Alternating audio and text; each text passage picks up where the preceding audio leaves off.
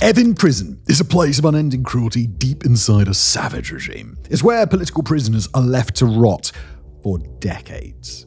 Over the years, this notorious prison's gained a dark reputation, acting as a symbol of the Ayatollah's all-powerful rule as it sits nestled in a hillside overlooking the capital. For decades, Iran has needed a fortress for people to vanish. This is where they were sent. Inside are cases of indefinite solitary confinement, beatings, hours upon hours of interrogations, and more. But what other dark secrets go on inside the facility that Iran doesn't want you to see? What does the regime do to captives when it thinks nobody's looking? And how might its reputation be starting to catch up with it? Well, welcome to the Iranian Bastille.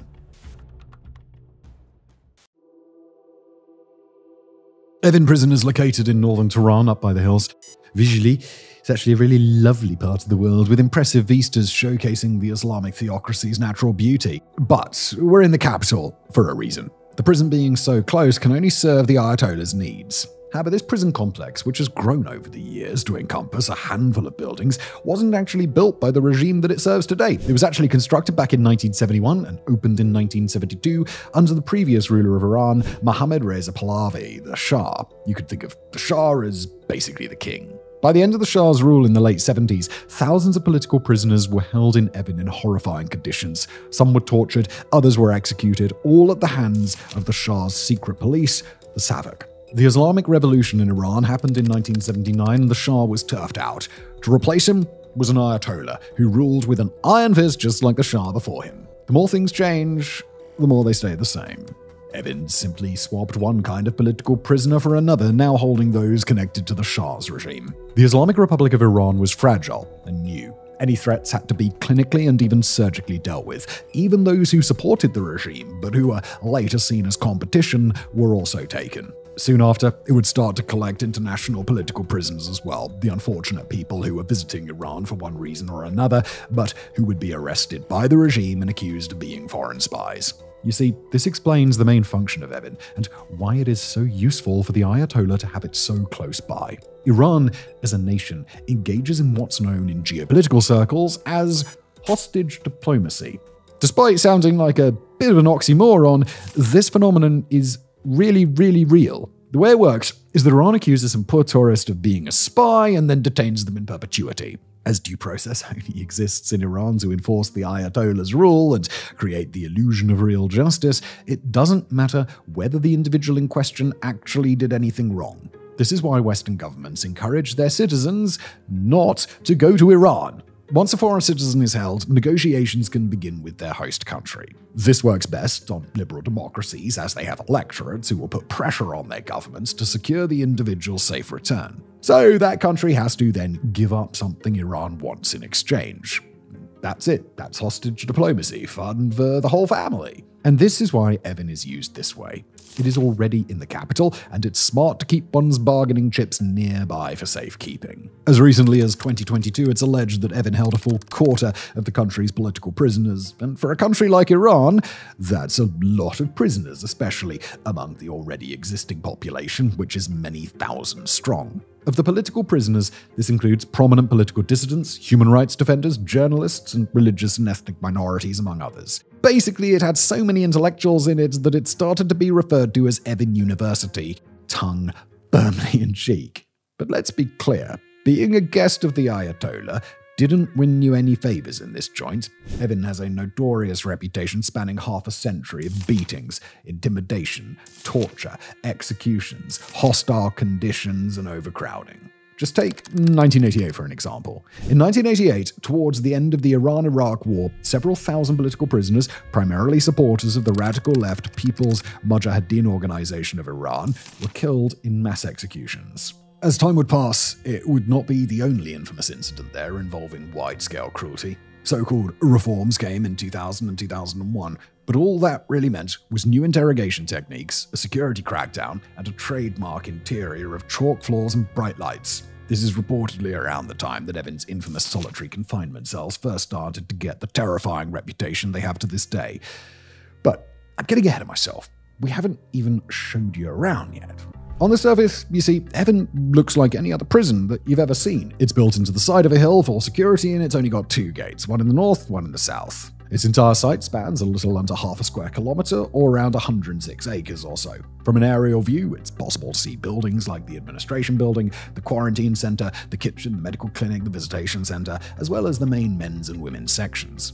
But there are also some other interesting buildings here that various reports, intelligence, and eyewitness testimony have told us are there.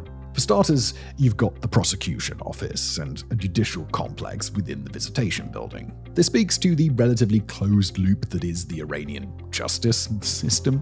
You're held here, you're sentenced here, and you serve your punishment here, all on site, which is efficient. And of course, they can afford to be efficient because their conviction rate is 100% by design. There are also a lot of other buildings smattered amongst the complex, almost seemingly randomly dotted about. But these are the prison's more notorious wings. Sections 2A, 325, 209, 240, and 241 are all infamous for their squalid conditions and wanton brutality. But to really understand the true scope of the horror going on here, we can't just assess from a bird's eye view. We have to delve inside, deep into the belly of the beast.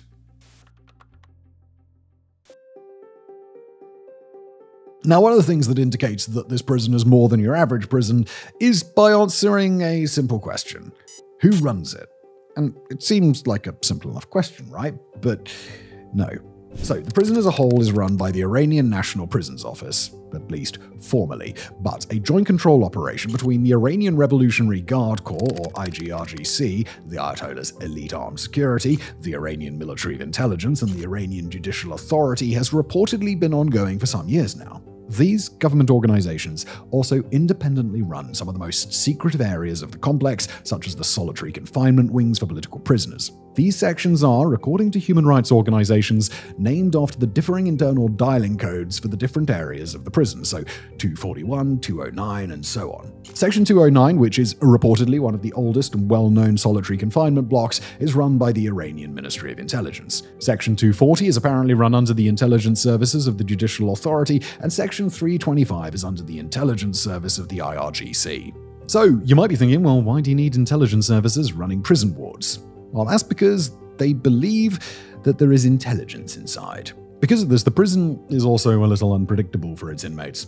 There are different conditions in different sections, and whether you're a regular or political prisoner would affect the comfort of your stay immensely when it came to later interrogations. So, what are people subjected to here? What are the cells like? Now, despite there being a lot of differing descriptions of cells and their conditions over the years, two distinct patterns do appear to emerge. There's the collective cells, and there are the isolation cells for solitary confinement. From what we can gather, the larger, lower security cells tend to have very few or no windows, with bunk beds stacked 3 high up to the ceiling and on every wall. These cells can vary in size depending on where you are in the complex and the number of people they're expected to house. But because there are so many guests of the Ayatollah, Evin is severely overcrowded. We've read reports of 20-man cells having at least 28 people in them. Other cells have even more. Some have proved so crowded in the past that inmates have to take turns lying down to sleep as there just simply wasn't enough space. Witness testimony puts 5 showers and toilets for over 200 men who are forced to queue in a single ward. One prisoner is reported as having said of the overcrowding, quoting them here, "Even close to the washrooms, packed like sardine conserve. I wonder if we are in a prison or a torture chamber." But if that's bad, the solitary confinement cells are worse.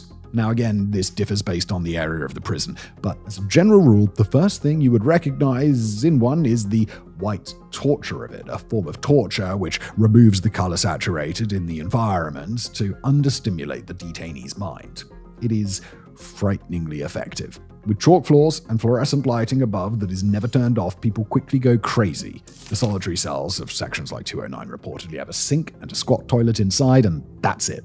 For a room that is all white, constantly lit, and barely 2 square meters in size, is it any wonder that this alone gets people to slowly unravel? Prisoners are generally given a blanket, a pair of slippers, and a disposable cup. Some prisoners are granted 20 minutes per 24-hour period in a caged outdoor area, but others never saw the open air except on their way to and from court. A solitary prisoner who had experience of several solitary confinement wings described it this way. "In the first few hours, it is very hard. You have never been this close to walls in your life. You don't want to sit because it is chalk, and you are not used to sitting on chalk. You stand, you pace, you start to get dizzy. After you get dizzy, you lean on a wall. After 3 or 4 hours, your legs get tired and you sit. And then you scream, and no one hears you. What's worse is that the year-round conditions inside the prison make both kinds of confinement much worse. With many cells having no windows at all and in the middle of arid Persian land, the cells during the day can become unbearably hot and stuffy. In a group cell, this leads to sweat and foul smells. For those in solitary, they cannot escape the heat even for a moment, forced to simply endure the sun's forces while held in a concrete bunker in a small, cramped cell. But as we mentioned, this is the Persian country, and so when the sun goes down, the temperature swings wildly in the other direction, chilling everyone inside and requiring those blankets that we spoke about earlier. Such susceptibility to heat leaves every inmate in a state of constant discomfort throughout the day and night. The quality and quantity of food served to inmates is extremely poor. Meals are insufficient nutritionally and mostly inedible. As a result, people lose a lot of weight, and they have less energy to resist, to the extent that complaints have been made about the prison officials' alleged campaign of malnutrition. For those in the general population, there is a commissary-style shop for some prisoners to buy certain comforts, and for many, this is required in order for them to get the nutrients they need. But everything in the shop is extremely expensive compared to its market price. Fruit is one such item, and it's only available once every 10 days. The quality of the food reflects the quality of political prisoners' lives inside. Between the heat, dirty conditions, and the stale old slop that they call food, pests are attracted to the prison. Bedbugs are endemic, cockroaches are inescapable, and giant rats have been seen from time to time. Such uncleanliness would likely lead to disease, illness, and medical complications. But it is safe to say that the medical treatment is also considered massively subpar. Overcrowding means diseases spread quickly, and getting sick becomes unavoidable. For older prisoners or the immunocompromised, that can be life-threatening. Meanwhile, medical supplies are sparse and access to treatment is close to non-existent, despite the medical clinic within the facility. Many prisoners fear they have hepatitis or even HIV, and they haven't been able to see a doctor. They are forced to wait long periods of time to even see a GP. A specialist for any issue? That can be months. The authorities just don't care. We cannot know for certain, as there are no publicly available reports, but you would assume that some prisoners lost their lives in this way. Visits are very rare for some, with inmates who go for years without seeing their families. The fact visits are allowed at all is remarkable, but it is likely used as an incentive to behave, which can be taken away. It is a place where good only exists to serve evil, and for the political prisoners there, it really is evil. Torture, threats of indefinite imprisonment, threats towards family members, deception, humiliation, denial of medical care, and interrogations lasting hours and hours every single day are just some of the realities of life inside Evin. And then it gets worse. The depths of depravity going on within Evin is wide-ranging, and lots of the prison's practices, such as the ones we've spoken about so far, are designed to break an inmate's will. And this is linked to the extensive white torture and solitary confinement that occurs there. It is well established that extended periods of solitary confinement is tantamount to torture for us social beings. In Evin Prison, the UN Working Group on Arbitrary Detention found that the use of solitary confinement for its own sake was widespread. It was barely ever used for traditional disciplinary measures. Some of these solitary wings are a bit like a prison within the prison because there are so many cells. This is not your average prison with a few punishment cells and mandated maximum periods of time one is detained. No, the solitary cells are countless across all the wards, and people have often got no idea why they're there. The prisoners, many of whom are held without charge, are rarely told why they were ever taken to solitary confinement in the first place, nor can they learn how long they're expected to be there, or if there was even anything that could be done to return to the general population. And this is Evin's party trick. It's not just cruel, it is designed to be random, uncaring, and brutal, which over time erodes the will of political prisoners. And the goal of all of this is, of course, confession. The hope is that they sign or tape a recorded confession that states that they admitted to what the state accused them of, or recanting statements, usually those that are seen as disparaging to the Ayatollah. Everybody wins that way. No more torture or solitary, and the regime retroactively gets its confession. Often, people's return to the general population is predicated on them giving up. Sections 209, 240, 325, and others are just a conduit for that defeat. Section 209 is the oldest, but according to prisoners who have been in both, the newer wards make it impossible to communicate between individual cells, which only stands to make the experience that much more isolating. You can see some subtle differences in design here. Section 209 has cells that have a small window above the door, which, whilst filthy, did give prisoners some connection to the outside world. In 240, there is simply a small pinhole in the door on the outside, where the guard can see in, but the inmate can't see out. So when in solitary, that single 2 square meter space becomes a person's entire life, their entire existence. All in all, Section 240 was considered the worst for physical and psychological abuse. These sections of the prison are designed to bring people just to the edge of madness so that when the interrogations start, you tell the authorities what they want to hear. Some prisoners recall stories of letting prisoners have their door open for a few hours when it was clear the isolation was causing them to lose their minds. But this isn't done out of the goodness of their hearts. They need people sane and alive so that they can confess. And so for many, they stay in that limbo between madness and sanity, kept there for months or even years at a time. When you put it that way, cruel doesn't even begin to describe it. Another prisoner described the psychological toll being in solitary had on him whilst detained there, quoting, "Since I left Evin, I have not been able to sleep without sleeping pills. It is terrible. The loneliness never leaves you long after you're free. Every door that is closed on you, it affects you. This is why we call it white torture. They get what they want without having to hit you. They know enough about you to control the information that you get. They can make you believe that the president has resigned, that they have your wife, that someone you trust has told them lies about you. You begin to break. And once you break, they have control. And then you begin to confess." End quote. So what do the international authorities like the UN do about it?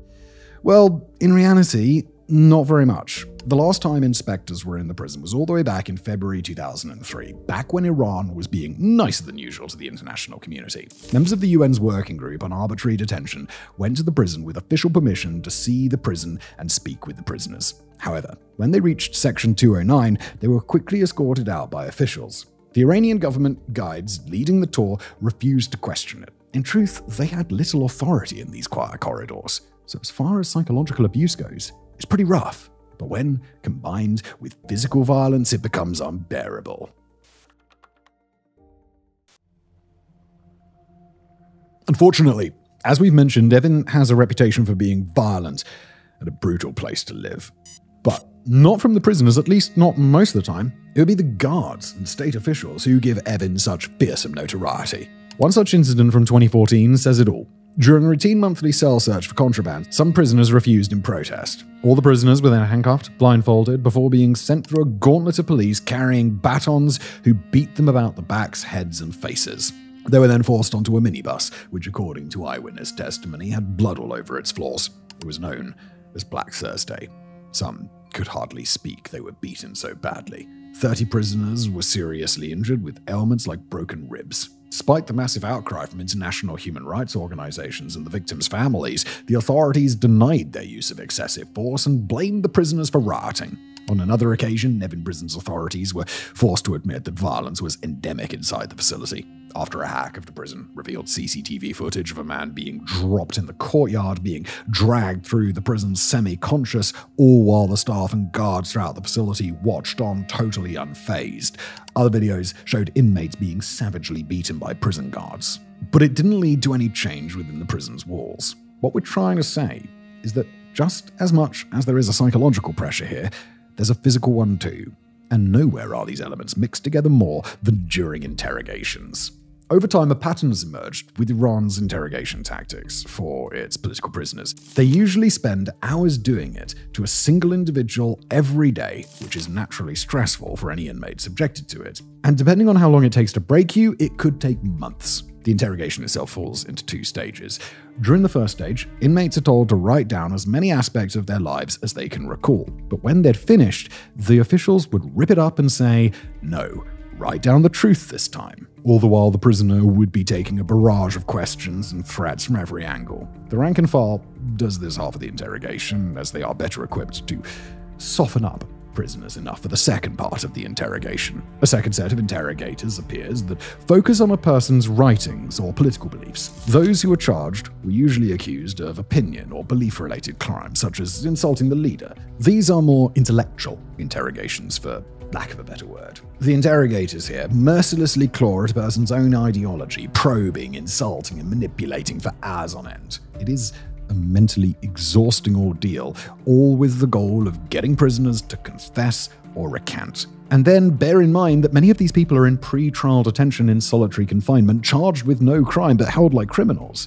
One's only reprieve from the silence would be the social interaction of being berated by the interrogators. And if a person refuses to cooperate, well, first they get threatened with torture, then interrogators would make threats against the prisoner's family. They would promise release or getting out of solitary in order to secure a confession under duress. But if that didn't work, they are more than happy to resort to physical violence.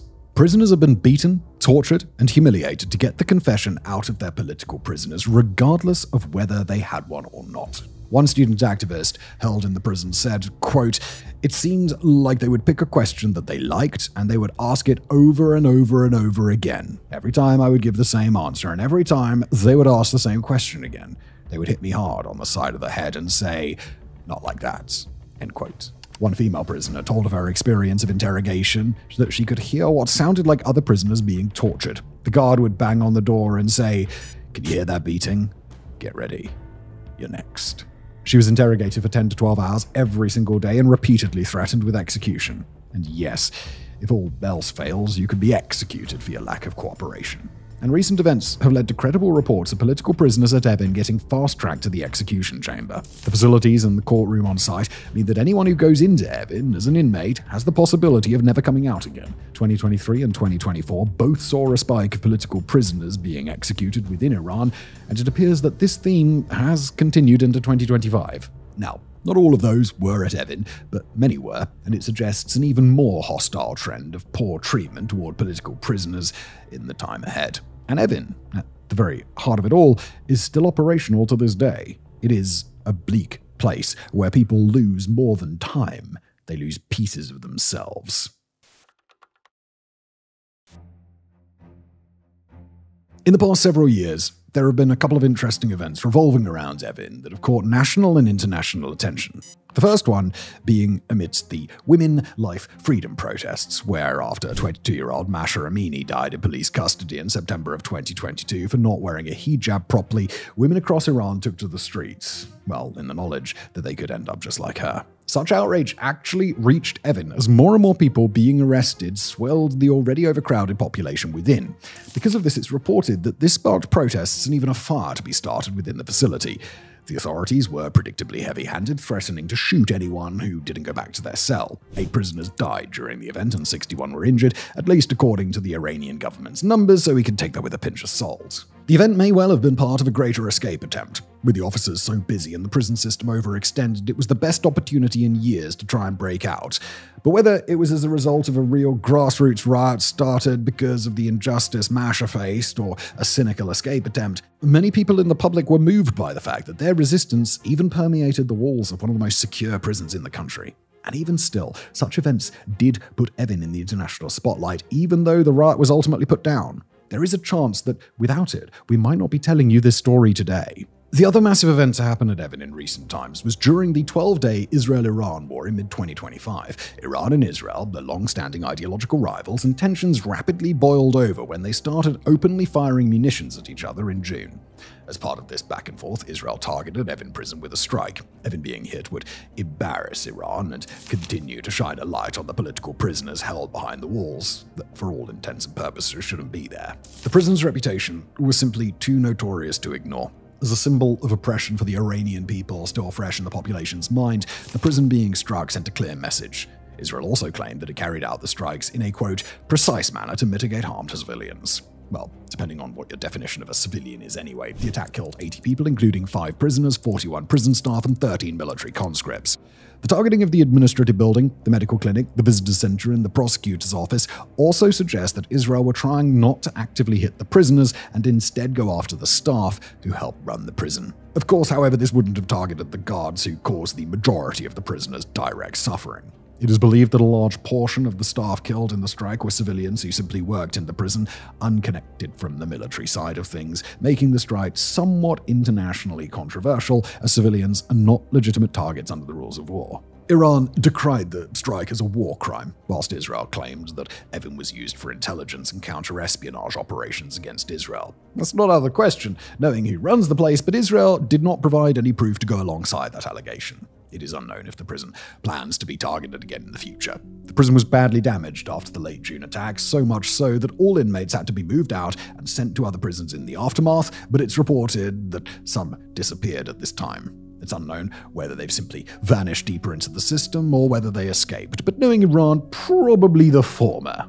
Evin was expected to be closed for months, at least, while the damage was cleared. So it came as a shock to many when in August, just a month later, the authorities returned around 600 inmates to the prison, whilst it lacked even basic services in the aftermath of the strike. Behzad Panahi, a prisoner accused of spying for India, said in a statement that he was staging a hunger strike in opposition to the dire conditions of the prison, comparing it with a dark dungeon that did not meet the bare minimum conditions critical for human life. And so, where's that all leave us with Evin? Well, nowhere really. Evin is likely to continue functioning, at least at this basic level, for some time, and gradually many prisoners are likely to be returned. The sad reality is, giving the Iranian authorities a chance to rebuild their prison means it will likely be even more secure and brutish than it proved to be before. That's the thing about Evin.